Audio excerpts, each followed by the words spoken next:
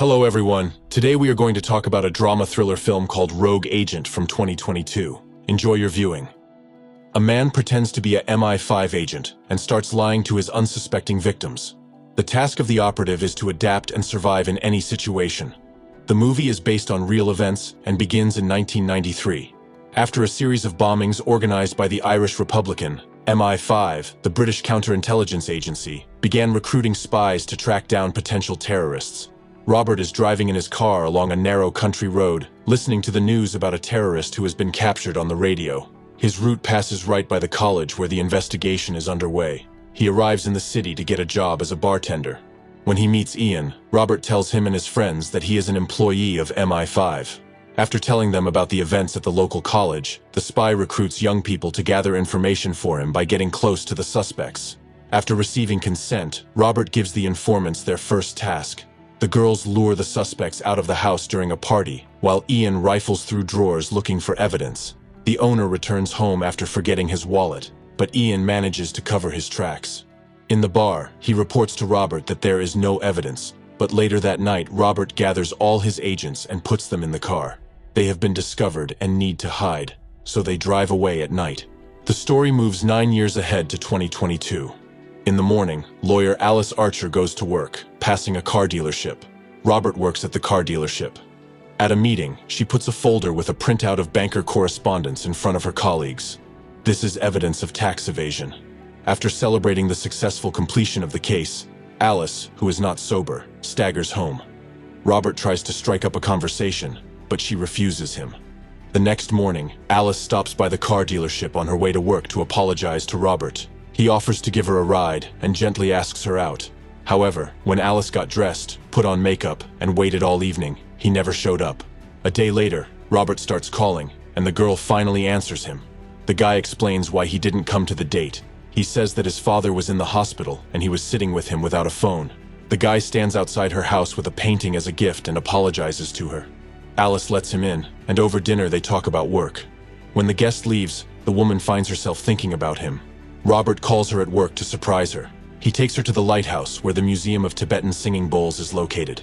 After climbing up, they admire the beauty of the city, and then go to Alice's house and indulge in lovemaking. Later, the girl notices Robert's phone. He is receiving a call from a certain Sophie, and this leads Alice to unpleasant thoughts. During the next call, the guy tells her that his father called him. The offended girl comes up with a plan. She asks a detective named Phil to find out Robert's secrets. At this time, Robert himself brings food to the hotel, where his recruited agent Sophie is at a regular meeting. The detective informs him that there is no public record of Robert. He is a kind of social ghost. At lunch in a restaurant, the girl unobtrusively questions the guy, trying to find a significant hole in his testimony. In the evening, while walking along the waterfront, Robert realizes that she is suspicious. Alice admits that she checked him out with the help of a colleague. To her surprise, he immediately admits that he did not use his real name, as he is an employee of MI5 and works undercover. Alice is shocked by these words, because Robert the spy is far from looking like James Bond. After clarifying about Sophie, the girl believes Robert's words. He clarifies that this conversation will have to be reported to his superiors, and the girl will be checked, just as her colleague checked Robert himself. They continue to meet. Robert borrows a sports car from a car dealership to drive around the countryside with Alice. He puts her behind the wheel, and they arrive for a few days at a lighthouse by the sea. Alice tries to work in her free time. Robert distracts her by talking about the future. He wants to leave the service and open his own car rental business. Later, Alice introduces him to her parents. Robert shares his plans, which does not elicit enthusiasm, but cautious respect from them. Later, he visits Sophie to tell her the good news. She is being transferred to a new location and is being accepted into the operative training program. At this time, Detective Phil invites Alice for a conversation. He found a classified court case on Robert about the surveillance of a girl. The victim could not be found, but the detective found her mother's number. These facts again make him suspicious. At dinner, Robert asks if his superiors have contacted Alice. He warns her that the agents may try to trick her to test her reaction and build a psychological profile. He also says that they may plant all sorts of disinformation about him to see how Alice will behave. The next day, Alice calls the mother of a girl who was allegedly once stalked by Robert. After that, she meets with Robert to discuss the information she has received. He allegedly embezzled money for the wedding, stalked the girl, and was taken to court. He tells her his version of events. Robert says that his former lover took money from his mother for alcohol treatment and then simply disappeared. Robert tried to find her, but was sued for harassment. The mother sincerely believes what her daughter told her, although he says it does not correspond to the truth. Offended by Alice's distrust, Robert leaves. Suddenly, the girl receives a call from another man. He says that Robert has kidnapped his daughter, but Alice does not believe him and hangs up. However, the caller persists in calling back. As a result, Alice goes to his house to discuss everything. The girl's parents tell her that a few years ago, she, her friends, and Robert went away somewhere. And he returned, but their daughter did not return, but only called and said that she had important work. The police refuse to open a kidnapping case.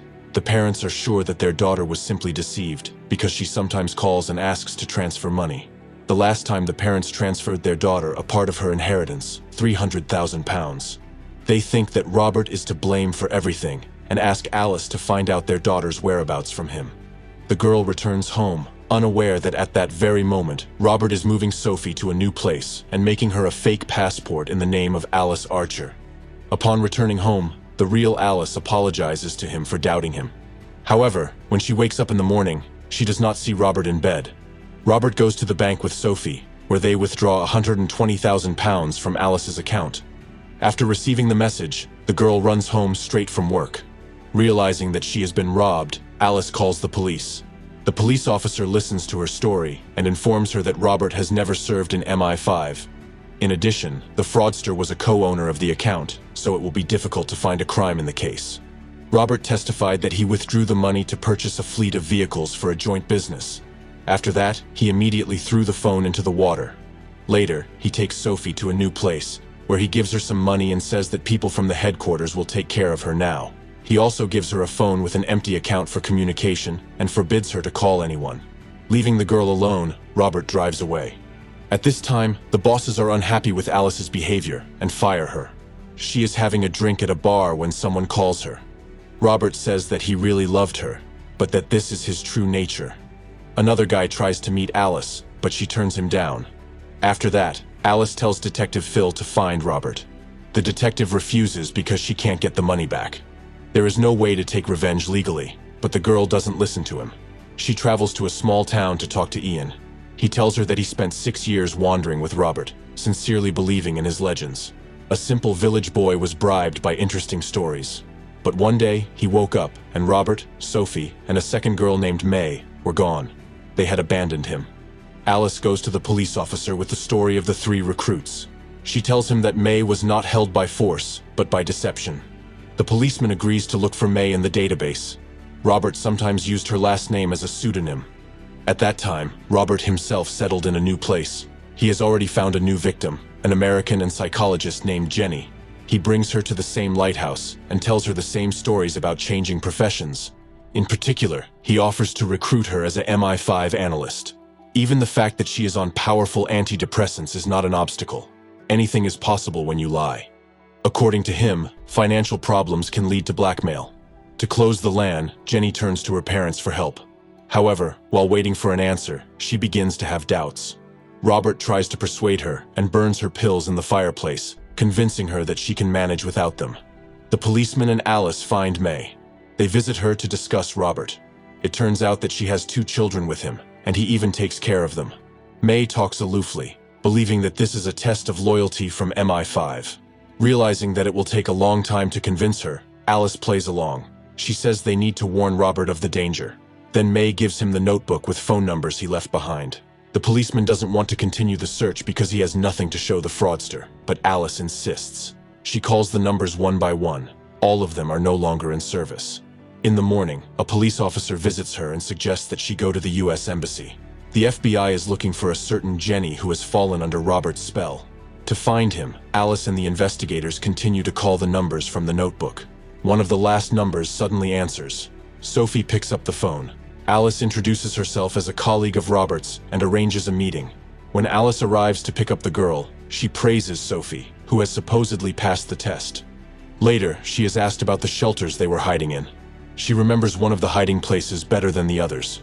Thanks to her stories, the detectives manage to find the approximate area. They go there in search of the fraudster's hideout.